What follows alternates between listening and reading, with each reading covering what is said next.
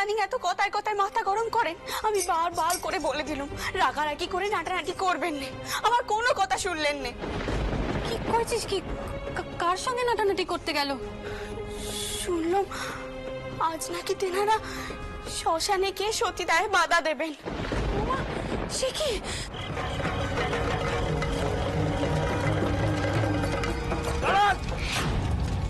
আপনারা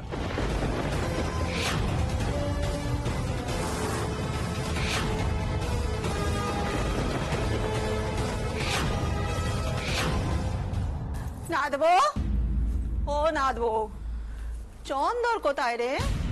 হ্যাঁ, কি তোদের মুখগুলো এমন শুকনো দেখাচ্ছে কেন? কি হয়েছে বল দেখিনি? ফুল ঠাকুমা, ঠাকুরপো শ্মশানে শ্মশানে সতীদাহ বাধা দিচ্ছে।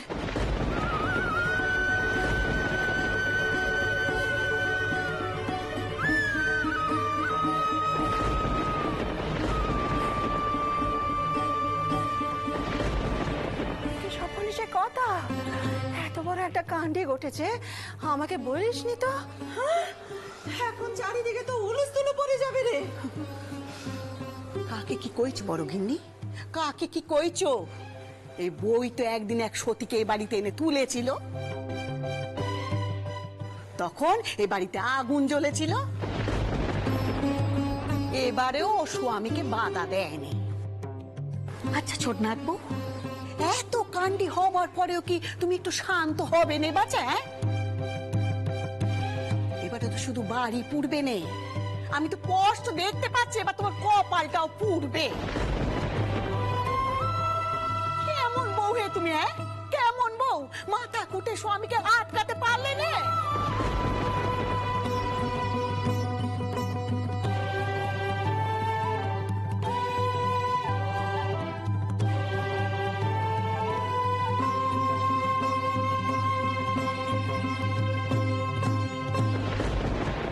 বাচস্পতি মশাই, অধমের নাম রামমোহন রায়। এইভাবে মেয়েদের জোর করে পুড়িয়ে মারা চলবে না।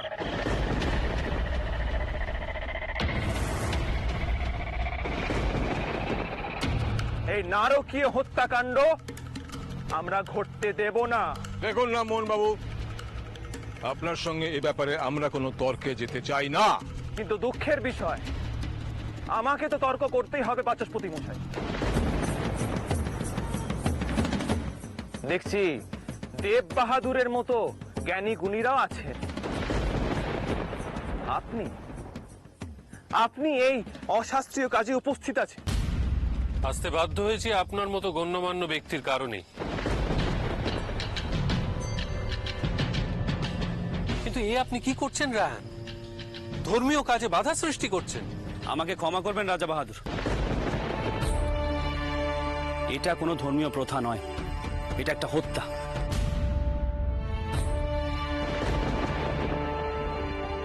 পাশবিক এবং নারকীয় হত্যা।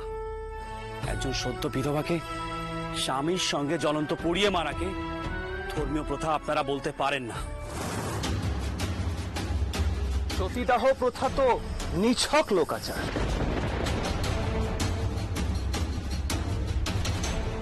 আর সহমরণ নারীর নিজস্ব ইচ্ছা, তাও সেটা তাদের কুশিক্ষার ফল। এ আপনি কি বলছেন রায়হান? লোকাচার? সতী এক শাস্ত্রীয় বিধান। শাস্ত্রীয় বিধান? বেশ, কোন শাস্ত্র?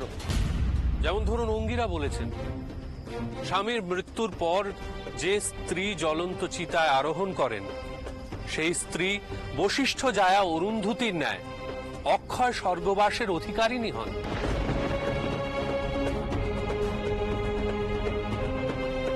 তিনি আরো বলেছেন, ন্যান্যহি ধর্ম বিজনয়ে মৃতে ভর্তরি করহি চির। অর্থাৎ স্বামীর মৃত্যুর পর জ্বলন্ত অগ্নিতে প্রবেশ করা ছাড়া স্ত্রীর অন্য কোনো ধর্মই থাকে না। কিন্তু মহারিষি মনু তার মনু সংহিতায় লিখেছেন, স্বামীর মৃত্যুর পর পবিত্র ফলমূল খেয়ে থাকবেন বিধবা, আর পরপুরুষের নামও উচ্চারণ করবে না। কিন্তু এই নির্দেশ যতক্ষণ না স্ত্রী চিতায় উঠছে ততক্ষণের জন্যে। বাচস্পতি মশাই, স্বামীর মৃত্যুর পর তার চিতা জ্বলতে মাত্র কয়েক ঘন্টা লাগে। আর আপনার কি মনে হয় তার মধ্যে বিধবারা বেছে বেছে ফলমূল খেতে শুরু করে দেবেন?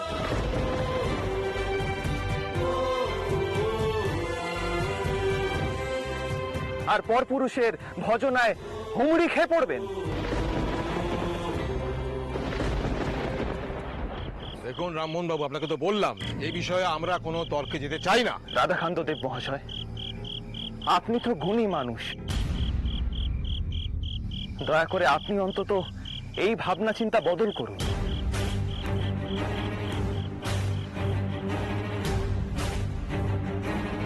আপনি যদি আমাদের পাশে দাঁড়ান তাহলে এই নিষ্ঠুর বর্বর প্রথা আমরা রদ করবই।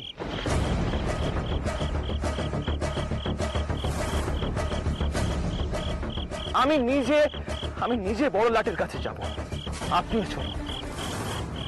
কি বলছেন আপনি রামমোহন বাবু? জোর করে মানুষের ধর্মবিশ্বাসকে পরিবর্তন করবেন? কয়েকজন বিধর্মী ঠিক করে যাবে আমরা কিভাবে ধর্মাচরণ করব, আর তা আমাদের মেনে নিতে হবে? না রামমোহন বাবু, তা সম্ভব নয়। যদি প্রকৃত ধর্মের পরিবর্তন আনতেই হয় তবে তা মানুষের মধ্যে থেকেই আসাটা প্রয়োজন। যদি কোনো পরিবর্তন আনতে হয় তবে তা আমাদের হিন্দু সমাজের মধ্যে থেকেই আনতে হবে, আর ততদিন পর্যন্ত ধর্মীয় কাজে বাধা সৃষ্টি করা অনুচিত। এত কথার কি আছে? যে মেয়েটি সতী হতে চাইছে তাকে জিজ্ঞেস করে দেখুন না।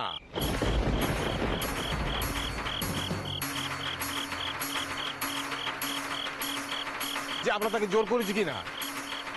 আপনারা তো সর্বত্র বলে বেড়ান যে আমরা নাকি খুনি, আমরা মেয়েদের পুড়িয়ে মারি।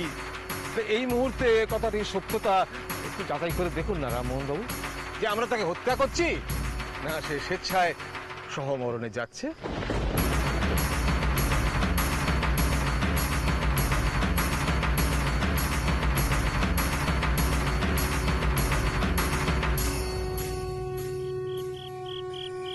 মা, আমার কথা শুনুন। আপনি কেন নিজেকে এইভাবে শেষ করে দিচ্ছেন? দেখুন, আমি আপনাকে বলছি, এতে কোনো পুণ্য নেই। আপনি যদি স্বামীর সাথে সহমরণে যান তাহলে স্বর্গলাভ হবে না। মা, ওনার আপনাকে যা বোঝাচ্ছে সব ভুল বোঝাচ্ছে। মা, দয়া করে আপনি সহমরণে রাজি হবেন না।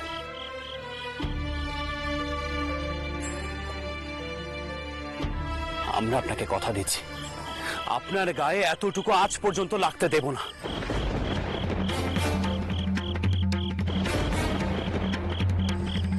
বাবা মশাই, জোর করে সতী হওয়ার অধিকার থেকে বঞ্চিত করবেন না বাবা মশাই।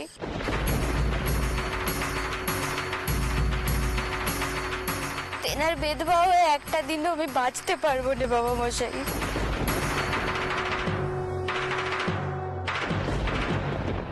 কি হে বাবু রাজচন্দ্র দাস, এই যে সঙ্গে করে এত পাইক লেঠেলদের নিয়ে এলেন, তাতে কি কোনো লাভ হলো? আচ্ছা, এবার আপনি ঠিক কি বলবেন? উল্টে আমি যদি বলি আপনাকে যে আপনি দিকে দিকে অশান্তি করে বেড়াচ্ছেন,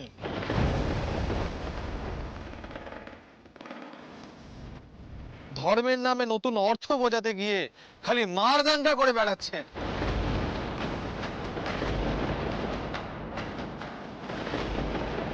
সেটা কি আপনার জন্য খুব ভালো হবে বাবু রাজচন্দ্র দাস?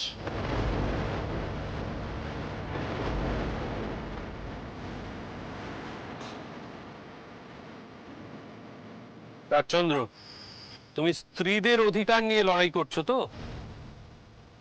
এও তো স্ত্রীরই অধিকার, সে তার স্বামীর সঙ্গে সহমরণে যেতে চায়। আমার কাছে এটা কোনো সহমরণ নয়, একটা আত্মহত্যা।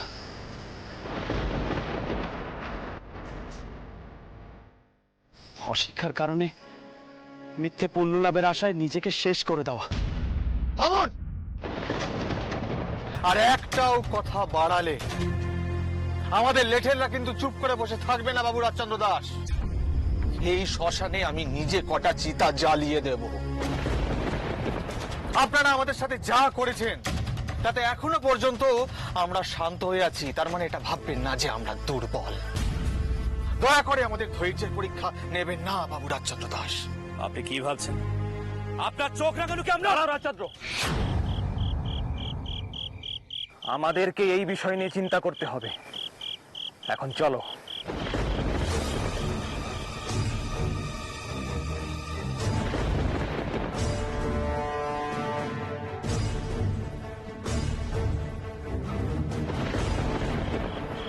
দেখলেন তো, ঠিক এই কারণে আমি রাজা বাহাদুরকে এখানে উপস্থিত থাকতে বলেছিলাম।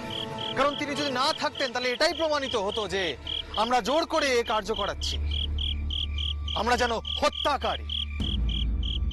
সদানন্দ বাবু, আমি সত্যি বিশ্বাস করি যদি কোনো পরিবর্তন আনতে হয় তবে মানুষের মানসিকতার পরিবর্তন আনা প্রয়োজন। জোর করে আইন দিয়ে ধর্মীয় মত পাল্টানো যায় না।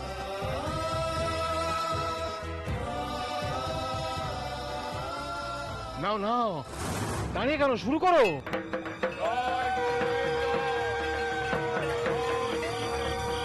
রামমোহন বাবু, জোর করে হলেও ওই বউটিকে সতী হওয়া থেকে বাঁচানো উচিত ছিল। তাহলে শুধু রক্তারক্তি হতো রাজচন্দ্র।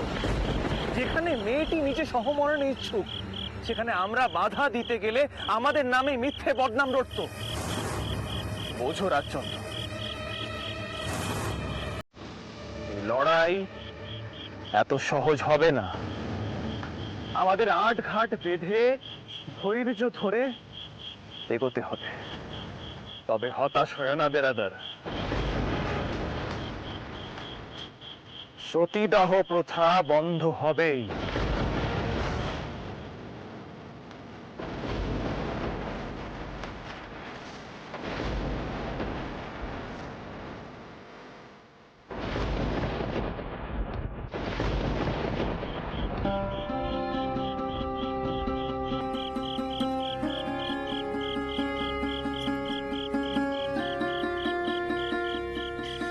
বউ, ঠাকুরপোকে জল দে যা।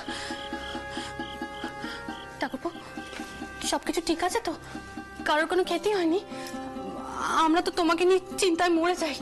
দে, এই নাও।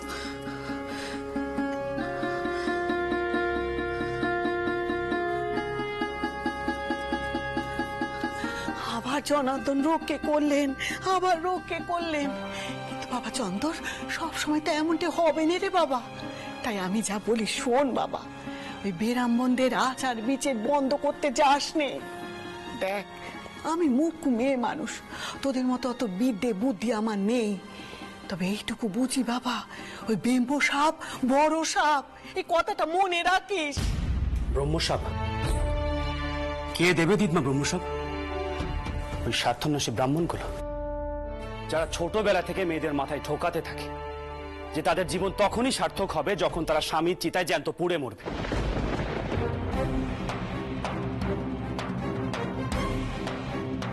তাদের অভিশাপের জোর আছে দিদমা? তাদের না আছে ব্রহ্মশক্তি, না আছে কোনো অভিশাপ দেওয়ার ক্ষমতা।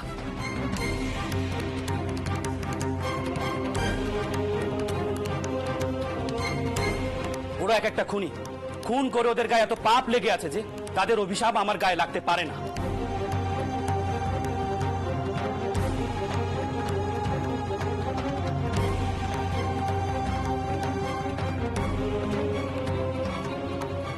চন্দর চন্দর, রাগ করিস নে, মাথা ঠান্ডা কর।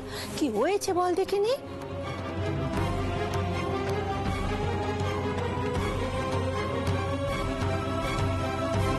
রাগের চোটে কোনো কাণ্ডি বাঁধিয়েছিস নাকি?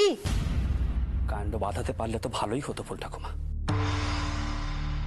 তার পারলাম কোথায়? তোমরা মেয়েরা অন্যায় অবিচারকে যেভাবে আচার বলে মেনে নিয়েছো, তাতে রাগ ছাড়া আর কি বা দেখাতে পারি?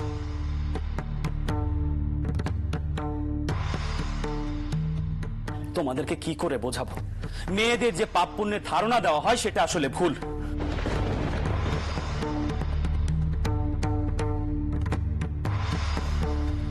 এত করে বোঝাচ্ছি তাও তুই বুঝবি নে তুই?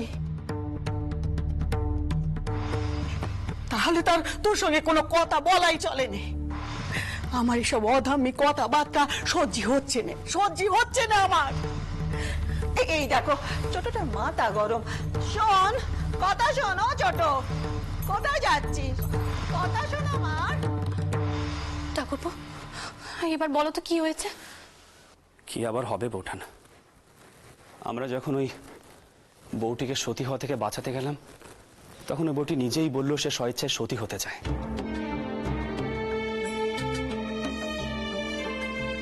সে নিজেই স্বামীর চিতায় উঠতে চায়, তাতে নাকি তার পুণ্য হবে, স্বামীর সঙ্গে স্বর্গলাভ হবে।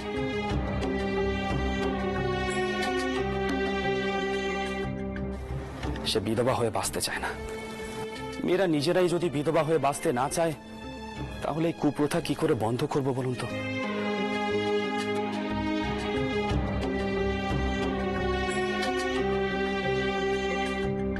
মেয়েটা কি সত্যি কিছু ভুল কথা কয়েছে?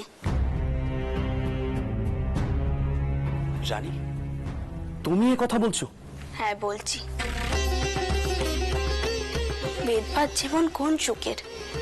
রোজ রোজ একটু একটু করে পুড়ে মরার চেয়ে তো ভালো একেবারে পুড়ে মরে যাওয়া। দিদিকে শুধু তার শখ আহ্লাদ ইচ্ছে অনিচ্ছে কিভাবে বিসর্জন দিতে হয়েছে। আপনারা না হয় লড়াই করে একখানে আইন তৈরি করবেন, কিন্তু তাতে কি মেয়েদের দুর্দশা সত্যি কমবে? এই সামাজিক যন্ত্রণা থেকে মুক্তি পেতে যদি মেয়েরা পুড়ে মরতে চায়, তবে কি তাদের দোষ দেওয়া চলে? তার মানে তুমি বলতে চাইছো মেয়েদেরকে যেভাবে সহমরণে পাঠানো হচ্ছে সেটা চলতেই থাকবে? আপনারা না হয় লড়াই করে একখানে আইন তৈরি করবেন, কিন্তু তাতে কি মেয়েদের দুর্দশা সত্যি কমবে? এই সামাজিক যন্ত্রণা থেকে মুক্তি পেতে যদি মেয়েরা পুড়ে মরতে চায়, তবে কি তাদের দোষ দেওয়া চলে? তার মানে তুমি বলতে চাইছো মেয়েদেরকে যেভাবে সহমরণে পাঠানো হচ্ছে সেটা চলতেই থাকবে? সেই কথা আমি বলছি না। আমি তো বলেছি আপনাদের লড়াইয়ে আমি পর্দার আড়াল থেকে আপনাদের পাশে থাকবো,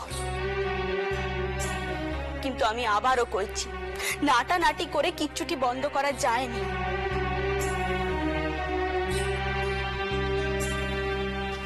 মেয়েদেরকে আগে বোঝাতে হবে, বেদবাদের দুঃখ কষ্টের কথা আগে ভাবতে হবে, তারপর তো সতীদাহ প্রথা বন্ধ করবেন।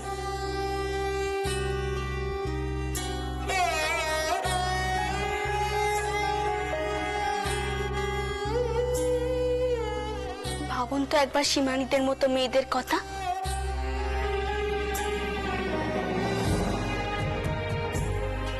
যারা সতী হতে চায়নি তাদের তাই কোথায় হবে?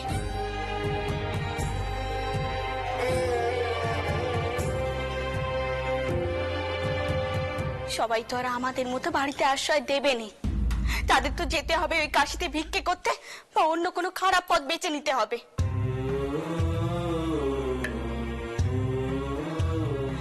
ছোট থেকে তাদের মাথায় যে ধম্ম শিক্ষে ঢোকানো হয়েছে, কি ভেবেছেন এক ধাক্কায় তা পাল্টানো যাবে?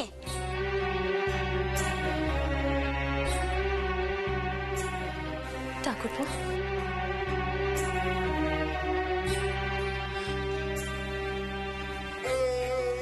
বউ ঠিক কথাই কইছে।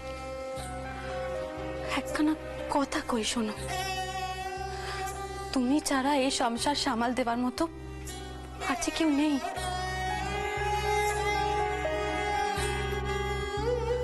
তোমার যদি একটা ভালো মন্দ কিছু হয়ে যায়, তবে সবকিছু কে সামাল দেবে? আমরা এই বাড়ির মেয়েরা যে তোমার উপরেই নির্ভর করে আছি ভাই। কিন্তু বৌঠান, আমি তো সেটাই চাই না যে আপনারা মেয়েরা ছেলেদের উপর নির্ভরশীল হয়ে থাকুন। আর আমি এটাও চাই না রানী আমার মুখাপেক্ষী হয়ে থাকুক। বৌঠান, আপনারা কবে বুঝবেন আপনাদের ভেতরের শক্তি কতটা? স্বয়ং মা দুর্গা ওষুধ দলন করেন, মা কালীর চরণে মহাদেব পড়ে থাকেন। বোঠান, আপনাদের কবে বোঝাবো আপনারা দুর্বল নন?